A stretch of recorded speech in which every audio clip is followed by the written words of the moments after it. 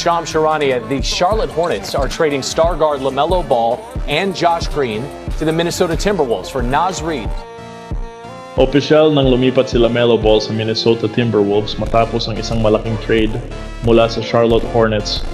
Isa ito sa pinakamalalaking transaksyon ng 2026 NBA offseason, kung saan nakakuha ang Minnesota ng isang dating NBA All-Star point guard upang palakasin ang kanilang tsansang makalaban para sa kampyonato. Inaasahang si Ball ang magiging starting point guard ng Timberwolves. Ang pangunahing tungkulin niya ay pamunuan ng opensa bilang pangunahing playmaker. Lumikha ng madaling puntos para sa mga kakampi sa pamamagitan ng kanyang mahusay na passing at court vision. Bawasan ang playmaking load ni Anthony Edwards upang mas makapag-focus ito sa pag-score.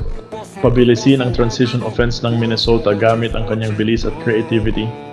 Maraming analyst ang naniniwalang maaaring maging isa sa pinakamahusay na backcourt duo sa NBA, sina Ball at Edwards. Ang kombinasyon ng elite scoring ni Edwards at playmaking ni Ball ay maaaring magbigay sa Minnesota ng mas balanseng opensa at mas maraming scoring opportunities. Gayunpaman, magiging mahalaga pa rin ang pananatiling malusog ni Ball dahil ilang beses na siyang nagkaroon ng injury sa mga nakaraang season. Bukod sa pag-angkop sa bagong sistema ng koponan, inaasahan ding pagbutihin ni Ball ang kanyang depensa at consistency.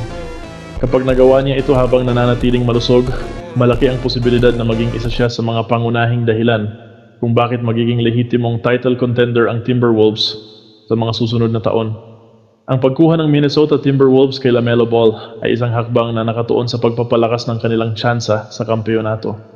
Bilang pangunahing point guard, inaasahang siya ang magdidikta ng takbo ng opensa, magbibigay ng kalidad na assists, at bubuo ng isang mapanganib na tambalan kasama si Anthony Edwards. Kung magiging malusog at magiging epektibo ang kanilang chemistry, maaaring maging isa ang Timberwolves sa pinakamalalakas na koponan sa NBA.